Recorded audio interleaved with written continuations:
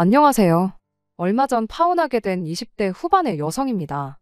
청첩장까지 나왔던 건 아니지만 친척분들이며 주변 가까운 사람들 모두한테 제 결혼 소식을 전했던 상황인지라 저도 파혼까지 하고 싶었던 건 아니에요. 하지만 하나를 보면 열을 알 수 있다잖아요. 예비 시어머니가 보여준 몰상식한 행동이 발단이 되긴 했지만 예비 신랑이 중간 역할을 조금이라도 잘해줬으면 상황은 달랐겠지요. 하지만 팔은 안으로 굽는다고 예비 시어머니 편을 들어주면서 오히려 저를 이상한 사람 만드는 예비 신랑 모습을 보니 파혼 말고는 다른 방법이 없겠더라고요. 이렇게 파혼하게 된 것이 정말로 유감이긴 하지만 다시 생각해봐도 정말 잘 내린 결정이었구나 하는 생각밖에 들지 않네요. 예비 신랑, 그러니까 남자친구와 처음 만나게 된 건 회사 선배가 주선해준 소개 자리에서였습니다. 당시 제가 입사한 지 얼마 되지 않았던 시기였다 보니 거절하기 약간 애매한 부분이 있었어요. 좋게 돌려 말해서 거절을 했는데 끈덕지게 달라붙어서 한 번만 나가달라고 계속 부탁을 해오는 선배를 보니 어떻게 나가보지 않을 수가 없겠더라고요. 그래서 결국 소개 자리에 나가게 되었었죠. 그때 남자친구를 처음 만났던 거고요. 왜 그렇게 선배가 저한테 끈덕지게 한 번만 나가보라고 부탁을 했는지는 당시 남자친구를 만나보니 딱 알겠더라고요. 남자친구는 제 회사 선배의 절친한 친구였어요.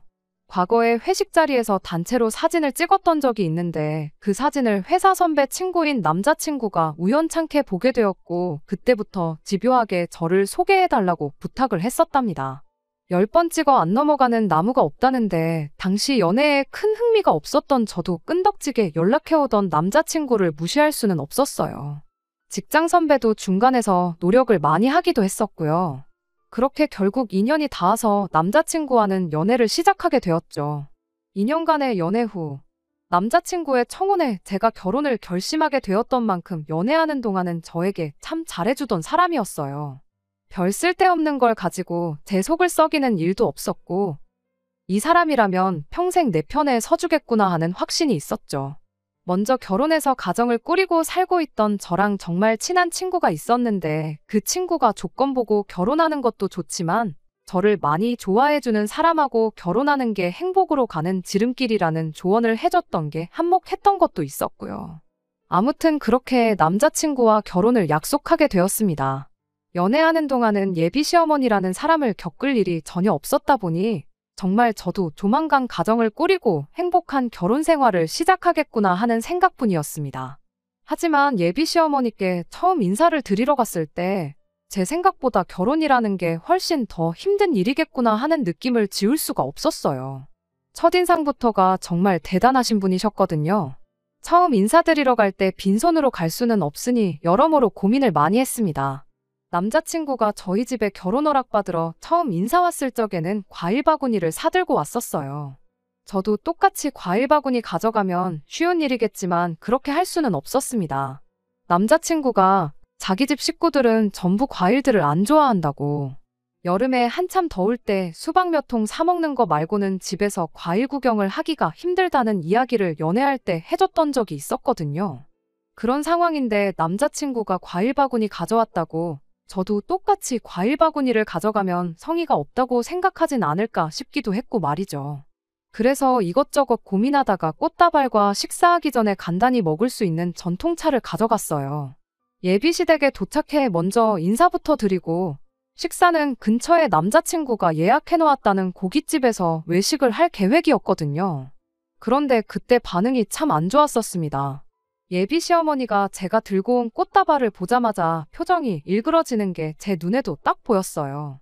뭘 이런 걸 다 사왔냐며 제가 사온 꽃다발을 받아들으셨는데 식탁 위에다가 대충 집어 던져놓고는 다른 한쪽 손에 들려있던 쇼핑백을 흘긋흘긋 보시는 게 저거 말고 뭐 다른 건 없느냐고 물어보는 눈치였죠. 그래서 제가 이건 전통차라고 하고 쇼핑백을 건네드렸는데 거기서도 실망한 표정이 역력했습니다. 제가 다 죄스러운 느낌을 받을 정도로 말이죠. 그리고 역시나 예비 시어머니가 그때부터 제가 센스가 없다느니 어쩌니 하면서 눈치를 주기 시작하더라고요. 세상에 꽃 선물보다 쓸모없는 선물이 없다느니 어쩌느니 하시면서 꽃은 뭐 먹을 수도 없고 금방 시들어서 되팔 수도 없는 거 모르냐며 다음부터는 뭐 사올 때 돈이 되는 걸로 사오라고 하시더군요. 정 고르기가 힘들면 차라리 현금 봉투만한 선물이 또 없다고 하면서요. 저도 차라리 현금을 드렸으면 고민 안 해도 되고 편했을 거예요. 그런데 제가 암만 결혼하기로 했고 결혼 허락받으러 간 자리기도 했지만 아직 이 집의 며느리가 된 것도 아닌데 다짜고짜 용돈 봉투를 건네드리는 것도 이상하잖아요. 그리고 아무리 제가 준비한 게 마음에 안 들었어도 사람을 앞에다 두고 그렇게 무안을 주시니 솔직히 마음이 상했습니다. 제가 사온 전통차를 두고도 뭐 보리차만도 못한 걸 사왔느냐며 계속해서 현금 봉투 노래를 불렀습니다. 하지만 그게 다가 아니었죠. 남자친구도 괜히 지금 인사드리고 대화 나눠봤자 좋은 이야기 나올 게 없다는 판단이었는지 이야기는 나중에 나누고 배고프니까 식사부터 하러 가자고 분위기를 전환시키려고 하더라고요. 저도 바늘방석에 앉아서 어머님이 현금 타령하는 거 듣는 거보단 그게 낫다는 생각이 들었어요. 그런데 예비 시어머니도 참 어떤 의미로 대단하시더라고요. 거기다 대고 한다는 소리가 글쎄 뭐 돈 아깝게 고깃집까지 가서 고기를 먹냐고 집에 있는 거 차려줄 테니까 밥 먹고 가고 외식할 돈 있으면 그 돈을 차라리 당신한테 주랍니다. 선물이 시원찮네 어쩌네 그런 이야기는 안 하셨지만 그 이야기의 연장선이나 마찬가지였죠. 내 기분 잡쳤으니 돈으로 풀어달라 시위하는 거나 마찬가지였어요. 집밥이라고 뭐 대단한 거 해주신 것도 아니고 냉장고에 있는 밑반찬들 반찬통 그대로 꺼내주시고 그나마 예비 며느리 왔다고 생색이나 내시려는 듯 고등어 한 마리 구워주셨습니다. 그 와중에도 저 못 먹게 하려고 그러셨던 건지 식사하는 내내 고등어 살만 발라내서 남자친구 밥 위에다가 올려주시는데 제가 꽃다발 한 번 사왔다고 이런 대우까지 받아야 하나 싶은 생각이 다 들더라고요. 집에 돌아가는 길 남자친구가 발에다 주겠다며 따라 나왔는데 정말 파혼 이야기가 목구멍 끝까지 차올랐습니다. 지금 돌이켜 생각해보면 그냥 그때 파혼했었다면 그 후로 2달 정도나마 시간 낭비는 하지 않았을 텐데 싶네요. 그때 파혼을 안 했던 이유는 남자친구도 자기 어머니가 저한테 큰 실수하신 거고 잘못하셨다는 걸 바로 인정했기 때문입니다. 거기서 자기가 중간 역할을 제대로 못한 것도 저한테 빌듯이 사과를 해왔고 다음부터 2번 다시 어머님이 저한테 그렇게 막대하지 못하게 자기가 잘한다고 약속까지 했기 때문이에요. 저도 금방 화를 풀 수 있었던 건 이러나 저러나 제가 남자친구랑 결혼하는 거지 남자친구네 어머니랑 결혼하는 게 아닌 걸 알았다 보니 중간에서 남자친구가 자기 역할만 똑바로 해준다면 2번은 있지 않을 일이라고 생각했기 때문입니다. 그때는 팔이 안으로 굽는 법이라는 걸 전혀 생각도 하지 못했지만 말이죠. 그 뒤로 예비 시어머니를 한 번 더 찾아뵐 일이 있었어요. 그때는 그 노래를 부르던 현금 봉투는커녕 당한 게 아직 앙금으로 남아있었다 보니 그냥 빈손으로 찾아갔었습니다. 그런데 또 웃긴 건 예비 시어머니는 꽃다발을 사갔을 때보다 빈손으로 왔을 때 오히려 더 정상적인 사람처럼 보였고 저한테도 꽤나 잘해주셨었죠. 한편으로는 빈손으로 온 저한테 아무 말도 안 한 게 남자친구가 저랑 약속한 대로 어머님한테 잘 말씀드렸구나 그런 생각도 들어서 저도 기분이 좋았었죠. 그날 양가 상견례 날짜도 잡게 되었고요. 상견례 때는 따로 별다른 사건은 없었어요. 결혼이야 남자친구랑 벌써 양가 어른들 도움 없이 우리 모은 돈만 가지고 반반 결혼을 하는 게 좋겠다는 식으로 이야기가 되어 있었다 보니 그날 자리는 정말 말 그대로 양가 어른들이 처음 인사를 나누는 자리로 좋게 마무리가 되었었거든요. 상견례 이후로 남자친구와는 결혼식 날짜는 대충 언제쯤에 하는 게 좋겠다. 식장은 어디가 좋다더라 하는 이야기 정도만 나누고 있었어요. 그때쯤이 1년 중에 저희 회사가 가장 바쁠 시기라서 그 시기만 넘기고 본격적인 결혼 준비를 시작하려고 했었거든요. 그런데 그때쯤 예비 시어머니한테서 예단은 어떻게 할 거냐는 연락을 받게 되었네요. 결혼은 허례허식 빼고 남자친구와 제 돈만 가지고 하기로 했었고 당연히 예단과 예물은 생략하자고 벌써 이야기를 해놓은 상황이었거든요. 제가 예단은 안 하기로 했다고 대답하는 방법도 있었지만 처음 인사드리러 갔던 그날의 악몽이 떠올라서 이 부분은 남자친구한테 맡기기로 했습니다.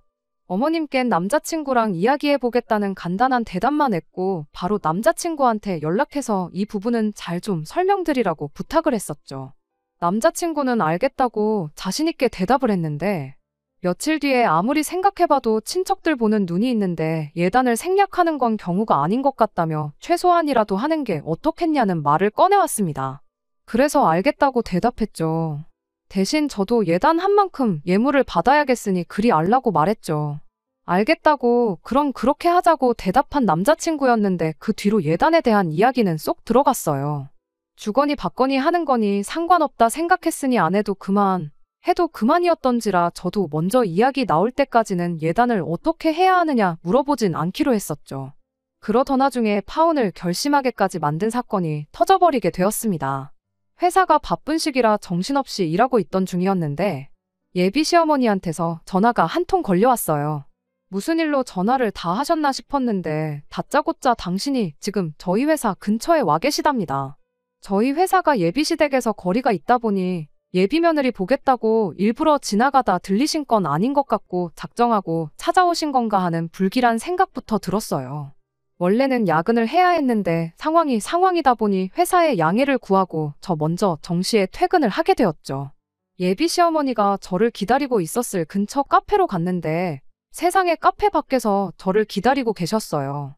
커피 한 잔 시키는 게 아까워서 저 올 때까지 밖에서 기다리셨던 건가 싶었는데 예상외로 그건 아니더군요. 그렇다고 카페에서 저랑 대화나 나누자고 오신 것도 아니었고요. 대뜸 저보고 어디 당신이랑 같이 갈 곳이 있다고 하더니 택시를 잡으시더라고요. 다들 예상하셨겠지만 택시비는 제가 냈네요. 도착한 곳은 저희 회사에서 가까운 거리에 있는 근처 대학병원 장례식장이었습니다. 대체 왜 누구 장례식이길래 예비 며느리인 저를 굳이 데리고 여기까지 오셨나 싶었는데 장례식은 예비 시어머니의 지인분 장례식이었습니다.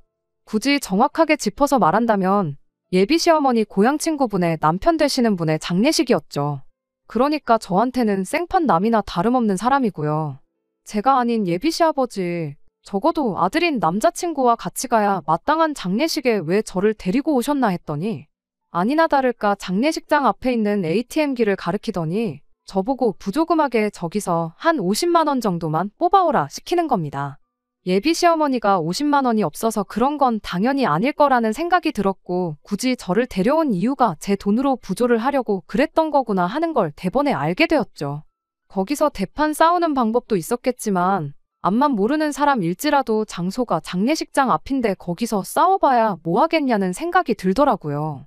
어이는 없었지만 남자친구한테 돌려받으면 되겠지 싶은 생각으로 현금 인출해서 제 돈으로 정말 일면식도 없는 분 장례식에 부조를 했습니다. 장례식장 안에는 들어가기 뭐했어요. 모르는 사람 장례식에 가는 것도 가는 거지만 당시 제가 입고 있던 복장이 장례식장에 어울리는 복장은 아니었거든요.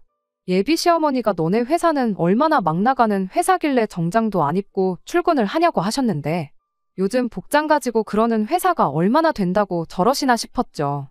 더 어이가 없는 건 장례식 마치고 예비 시어머니가 상주분하고 대화를 나누는데 저를 며느리라고 소개를 하더니 며느리 데려왔는데 뭐 시킬 일은 없느냐고 물어보시더라고요.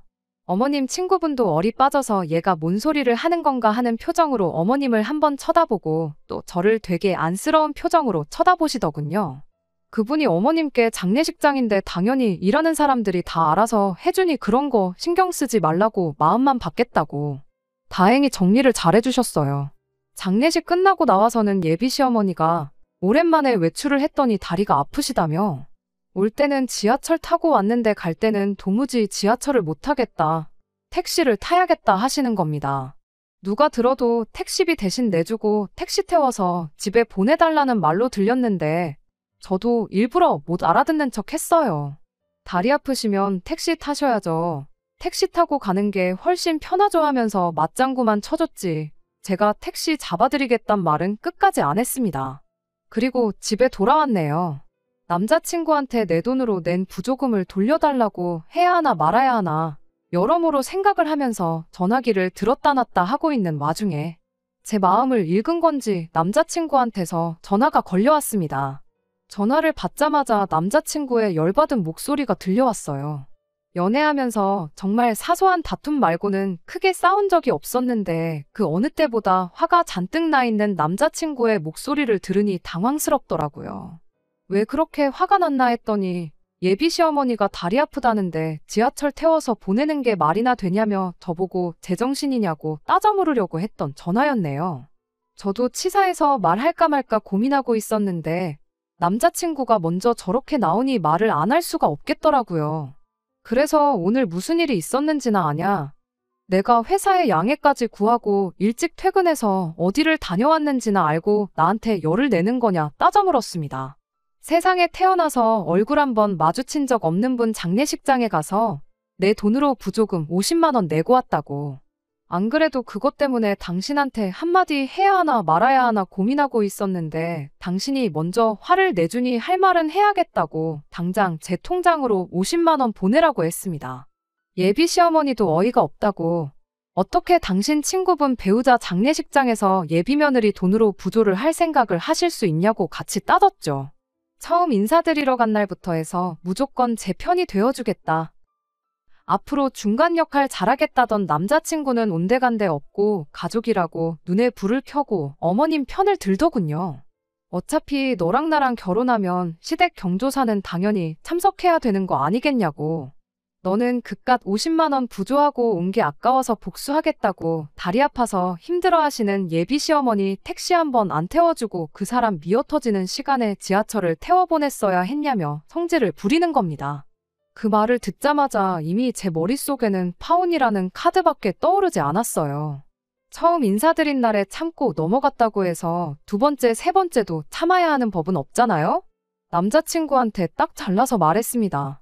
길게 말할 것도 없고 오늘부로 파혼이라고. 앞으로 결혼 준비고 뭐고 할 것도 없고 내일부터는 그냥 남남이 되는 거니 연락이고 뭐고 하지도 말라고 했죠. 지렁이도 밟으면 꿈틀한다는데 남자친구는 제가 시작하자마자 파혼하자는 말을 꺼낼 거라고는 생각도 못했나 봅니다. 파혼 이야기 나오자마자 떵떵거리던 큰 목소리가 개미마냥 작아지더니 난데없이 자기가 잘못했다며 사과를 해오더군요. 중간 역할 제대로 못하고 아니 애초에 할 생각도 없었던 남자친구가 문제이긴 했지만 구차하게 나오는데 확실하게 싹을 밟아줘야겠다는 생각밖에 들지 않았어요. 그래서 조금 모질 수도 있지만 당신 어머님이 잘못한 건데 왜 당신이 사과하냐고. 나한테 제대로 사과하고 싶으면 어머님이 내 돈으로 부조한 돈 50만 원 들고 찾아와서 나한테 직접 사과하게 만들라고 전했습니다. 제가 화만 풀 수 있다면 뭐든지 하겠다던 남자친구도 그것만큼은 못하겠다고 다시 자존심을 부리더군요. 그래서 그럼 잘 알겠다고 오늘부로 당신도 파혼하는데 합의를 한 걸로 알겠다 말하고 두 번 다시 연락하지도 말고 마주치지도 말자 말하고 파혼하기로 했습니다. 솔직히 100번 양보해서 남자친구 말대로 예비시댁 경조사 참여했다고 칠 수 있어요. 그 장례식이 친구분 남편 되시는 분 장례식이 아니라 시댁 친척분들 장례식이었다면 그 부조금을 내는 데 있어서 한치의 의문도 들지 않았을 겁니다. 그리고 한 가지 더, 장례식장 처음 가보시는 것도 아닐 텐데 굳이 친구분한테 며느리 데려왔으니까 일 좀 시킬 거 없냐고 묻는 것부터가 이미 어머님이 저를 며느리로 보고 있는 게 아니라 무슨 화풀이 대상으로 보고 있다는 거나 마찬가지였죠. 파혼한 뒤에 저 혼자 생각한 것이긴 하지만 처음 만났을 때 꽃 선물이 마음에 안 들어서 그랬던 건 둘째치더라도 예단 이야기 나왔을 때 내가 예단 해간 만큼 똑같이 예물 받아내겠다고 한 말에 빈정이 잔뜩 상해서 저랬던 게 아닌가 싶어요. 예단을 못 받는다면 어떻게든 결혼 전에 돈 나갈 일 있으면 예비 며느리 돈으로 다 해야겠다 작정을 하셨던 거란 생각밖에 들지 않네요. 사람이 돈을 좋아할 수는 있지만 돈 몇 푼에 사람을 사람처럼 대해주지 않는 사람을 시어머니로 모셔야 한다면 저도 충분히 결혼을 다시 생각해 볼 수 있는 문제라고 생각해요. 파혼하기로 하고 며칠 지나지 않아서 회사 선배가 저를 따로 불러내서 한다는 말이 왜 갑자기 이제 와서 파혼을 하느냐 그게 말이나 되냐며 아무쪼록 잘 풀고 만나보라더군요. 자초지종을 모르고 하는 소리인 것 같아서 있었던 일을 모두 다 이야기해줬어요. 꽃 선물 이야기부터 해서 지인분 장례식 부조금 내 돈으로 내게 만든 것까지 말이죠. 그 말을 듣더니 회사 선배가 아연실색을 하더군요. 학창시절부터 남자친구와 계속 중마고우로 지내온 선배였는데 이런 일이 있었단 사실을 듣고는 남자친구가 정말 다시 모인다고 하더라고요. 그리고 얼마 전에 회사 선배가 저한테 한다는 소리가 결국 자기도 남자친구를 손절했다고 하더라고요.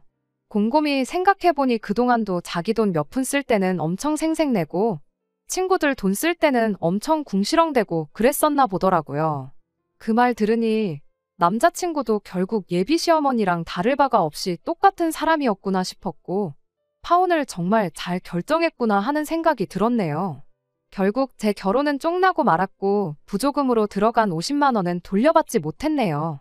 하지만 돈 50만 원으로 앞으로의 제 암울할 뻔했던 결혼을 물을 수 있었으니 그 값으로는 싸게 먹혔다고 생각하려고 합니다. 이제 20대 후반인데 저한테 남은 시간은 아직도 한참 많으니까 말이에요.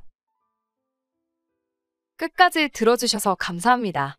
오늘의 사연은 여기까지입니다. 구독과 좋아요, 알람 설정 부탁드리고 더 좋은 사연으로 다시 찾아뵙겠습니다. 감사합니다.